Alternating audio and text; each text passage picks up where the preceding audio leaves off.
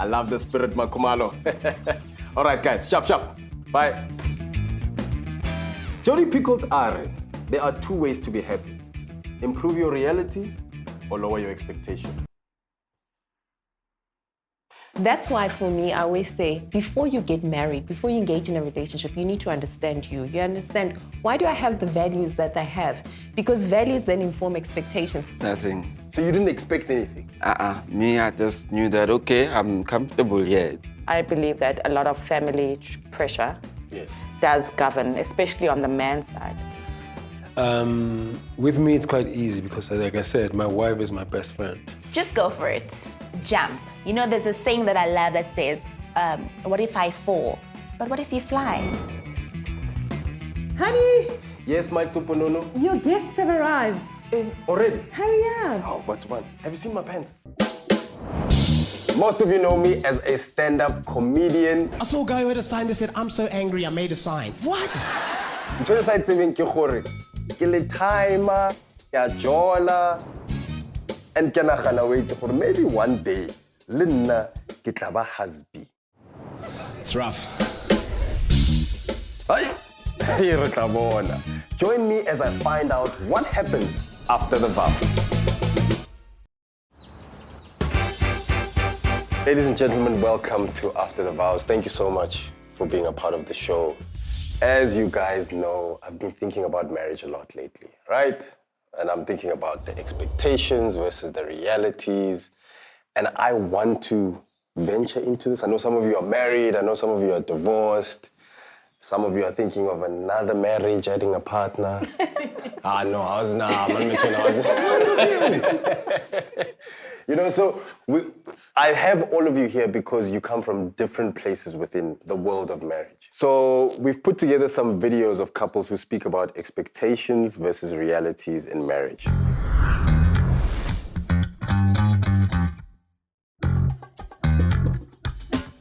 The basic expectations, which is she'll cook for me, she'll take care of the household. Wifey gives me food and, you know, everything goes easy. Only thing I have to do is sit in front of the TV with my remote and can of my favorite drink. The biggest thing in marriage is perfect. Everything is I think it's better than what I expected. Yeah, because you thought you were going to be like trapped and doomed. Some of the false expectations that I had of marriage is that umshado unzima. But what I love about V is that the first day we met, she told me, I can't cook. What we did was we under-expected so that we overachieved. Ha! Buzz. I want to find out from you, what are some of the expectations that you had going into your marriage? I'll start with you, Mrs. Mops. Oh, okay. Wow, I had so many expectations before I got married. Yes. When I was dating my husband, I used to shop a lot. Like a lot, and it was not a problem, you know. He was like, "No, baby, go for it. It's fine." Then we got engaged. It was fine. As soon as we got married, it's like the tap started slowly closing. And I was like, why? Because you used to just let me shop. And he's like, no, priorities are different now. Sia, what are some of the expectations you had going into marriage? Nothing. So you didn't expect anything? Me, I just knew that, okay, I'm comfortable here. It's more than I've ever been comfortable anywhere in life. I don't know, this is Pambi. So I had no expectations. Wow. Mpumi, you went into a different type of marriage. You were in an interracial marriage. What were some of the expectations for you going into that type of marriage? Well, I grew up on The Bold and the Beautiful. Yes. Rich Forrester and Brooke Logan. Not Taylor, Brooke. No, Brooke. I get nearly Bridge and Brooke. And that bed scene that they had, I was like, yo, que popile. I was like, hey, I'm going to be happy like Brooke. Wah, wah, wah. Malame Tony, what would you say are some of the expectations you had going into your marriage 20 years ago? If you can live without her, then don't marry her. Yo.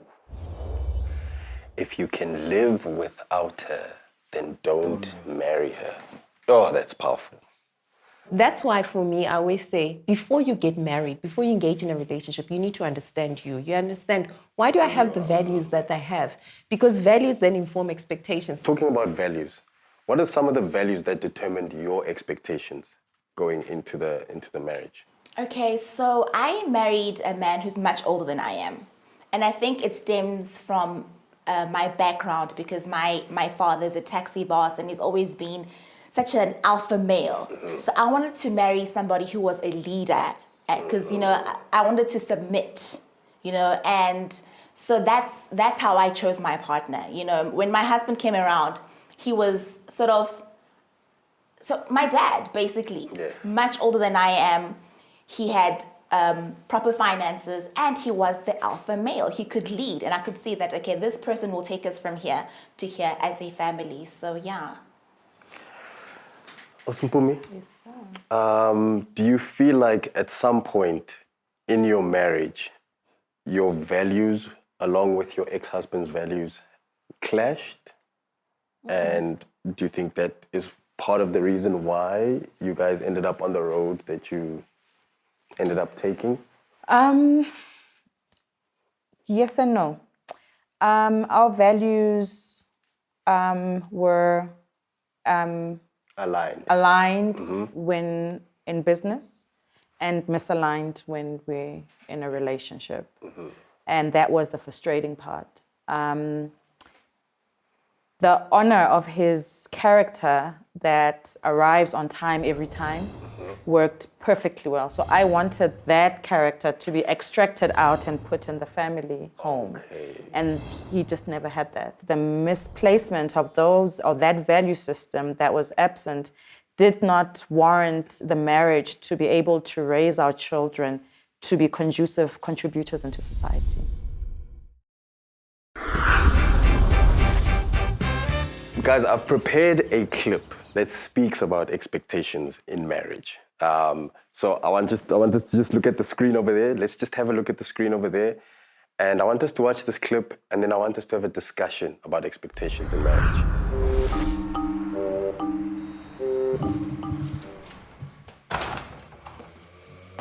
Honey, I'm home.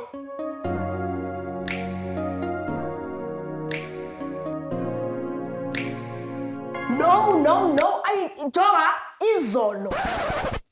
Hey, you.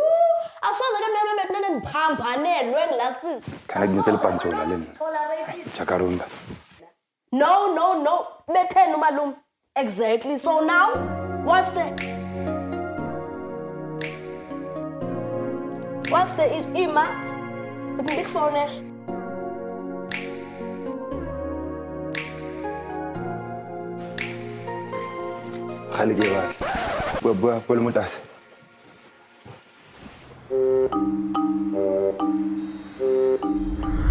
Just based on the clip that we just watched, I want to talk about the idea of romance and this idea of romanticism, romance.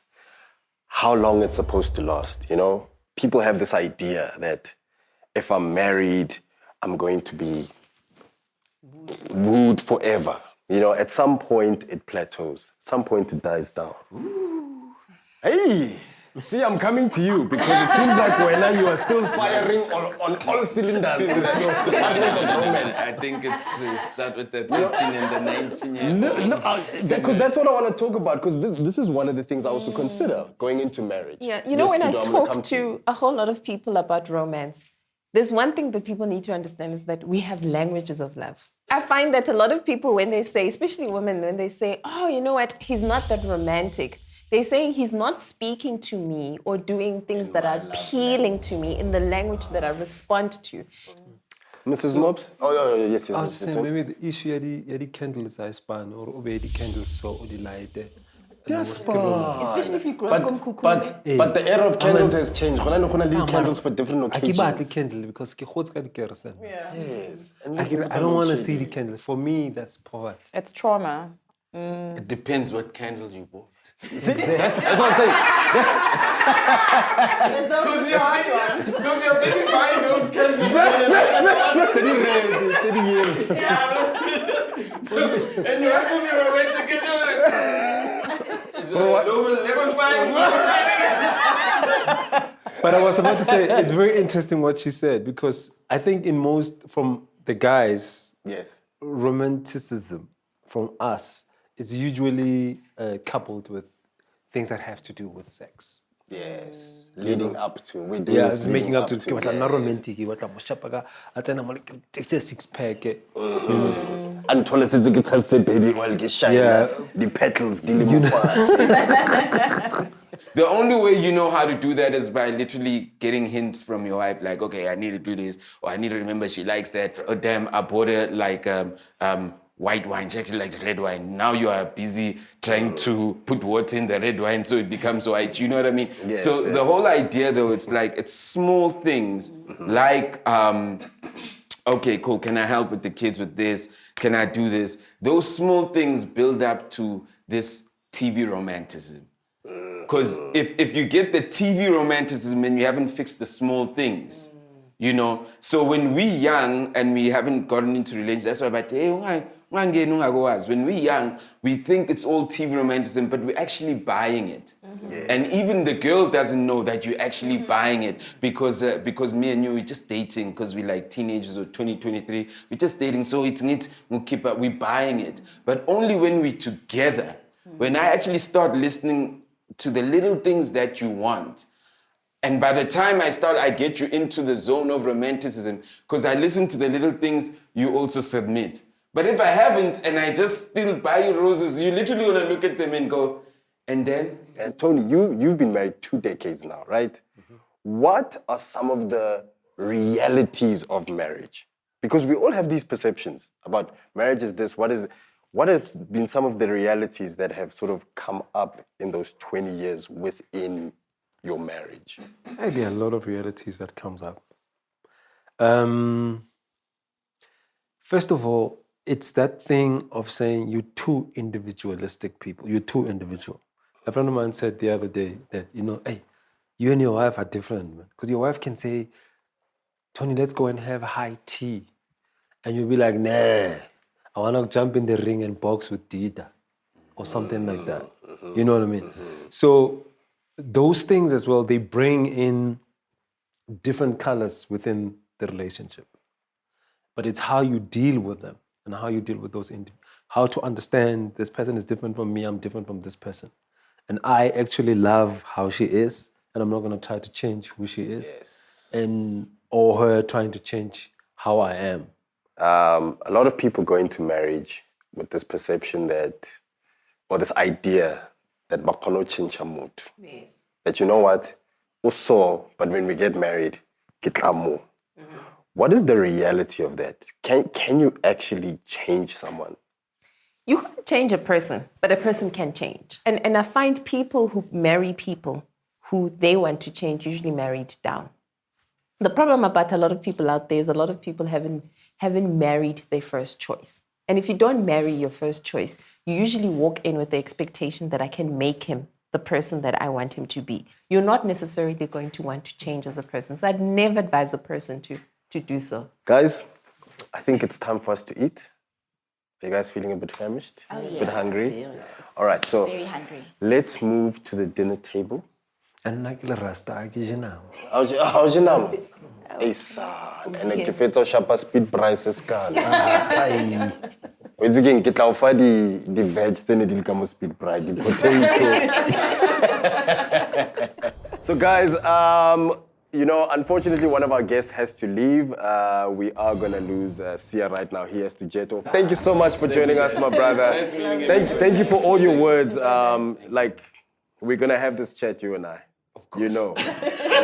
Thank you so much for being here, my brother. It's a pleasure. Thank all you. right.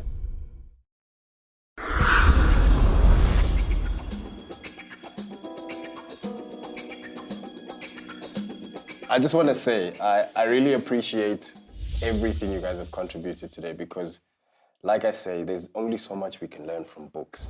I think hearing everything from you has I've learned so much. So I want to propose a toast Okay. to marriage. To marriage. May it be a continual journey of discovery. To marriage. And may we never stop growing. To marriage. To marriage. Eye contact. eye contact. Oh, hey. Eye contact. Konje, what's the 7 years? Oh, yes. Oh, yes. Oh, Cheers. yes. I want to know, guys, from people who are married, people who've been married, what kind of pressures does society put on you as a married person? I think it's gender roles. What I find the most gender specific, that if you get married as a woman, you're supposed to be a nurturer, supposed to be a super person that looks after everything, and as a man, as a provider. And we forget that we live in a different era whereby women sometimes can be the provider and it can be the other way around. I find that, you know, as people, we want to please. So it's very natural for somebody entering a marriage and saying that I'm going to succumb to these roles or these expectations, right? These gender expectations, because I want to be a good wife. Tony, in terms of societal pressures, would it be a problem for you if your wife earned way more than you? Like if your wife was a multi-millionaire and when you were just a normal guy, would that pose as a fundamental problem in your marriage if your wife earned more than you? I don't think so. I don't think so at all. I also think that it depends who you are and how you relate with your wife, right? With me, it's quite easy because, like I said, my wife is my best friend. So if my best friend's got that dough, I know I'm in there. Be nice. Yeah. If I've got it, she knows that she's in there. Yeah. So do you feel like it also has a lot to do with families' pressure that they put on you to make certain decisions within your marriage? Yes, I believe that a lot of family pressure does govern, especially on the man's side. Ne? But now, fast forward, the same family pressure governs on the female side. Yes. You know, where these kind of, unani, unemoto, unani, you know what I mean? And then just because of material things, then you're not worthy to become part of the family. And the pressures of black tax would say, okay, you found my son and he's this accomplished entrepreneur and when you found him like this, therefore me first as the mother-in-law and then the sisters, when as umakoti, your number last. That's just so wrong and just so toxic. And those are the pressures that, you know, you find as you go along with, oh, well, I didn't see this coming, but so this is what it is. These realities are scaring me, man. What has been your secret? And maybe it's not even a secret, but how did you do 20 years? Like what? Teach us your What's ways. the formula? Yes. Yes. It doesn't mean that we didn't go through hardships of the relationship. You know, we didn't get into the kitchen and use the wrong utensils on different things. We did. But we also have to come back to what is real and remind yourself that, you know, I'm actually here because I loved you and, you know, we have beautiful kids. They have heard us scream sometimes. Come out in like, your daughter is cringing. More especially like us with daughters. If you start stepping out and you see her going, and you're like, I failed again. Yeah. And another thing that is important when I'm counseling. Because most of us black dudes, man, we have problems, you know? We have that we don't address and that we grew up with, family, and you know, all those kind of things. And I will always advise anyone who wants to be in marriage for a long time and wants to build a beautiful family, just go to counseling. As an individual and... As an individual. No, just deal with yourself first. Thank you. Before you can deal with the others, just deal with yourself first. Deal with your demons. Take out every little, you know. Because it's different when you speak to someone who's neutral, who doesn't have... And when you just sit there and you just go... Yeah. What are some of the realities that you would advise me or the viewers to look out for? What are some of the realities we should prepare for when it comes to marriage? There are certain truths they don't tell you about the adjustment period. The adjustment period when you have a baby, the adjustment period when you start you start a marriage. Like, for example, my male friends, I always tell them, when you have a baby, the first 8 months, just, how can I put it? Forget a little bit about bedroom gymnastics. And I think people have to understand that you go through periods of adjustment. And in those periods of adjustment, because people give up too easy, ride it. Mrs. Mops? Well, I would say, especially for you when I'm poor, just go for it. Jump. There's a saying that I love that says, what if I fall? But what if you fly? What if you fly? And what if your marriage is not like everybody else's in this table? What if it's different? So take the leap of faith and jump. For me, part 2? The first is the both of you ensure that you are aware of the childhood traumas that you both have not healed from prior to getting together, because that's only going to magnify in triggers caused within the union, right? I always used to be the girl that said, I want a man like my father. And wanting a man like my father, I put these unrealistic expectations on men that don't even know what my father is like. They don't even know him from a bar of soap. They may know him from certain episodes of the Ranakas, but they don't know him, the essence of what triggers this thing that I say that my man should be like my father, right? So now I've learned that I need to be the man, the character that my father is to the next partner, because I know my father. So the things that keep me gooey and keep me warm, I need to give them to the next man and not expect him to samthak him. Touch wood. Ooh, I love that. Thank you so much for coming. Thank you for being a part of After the Vows.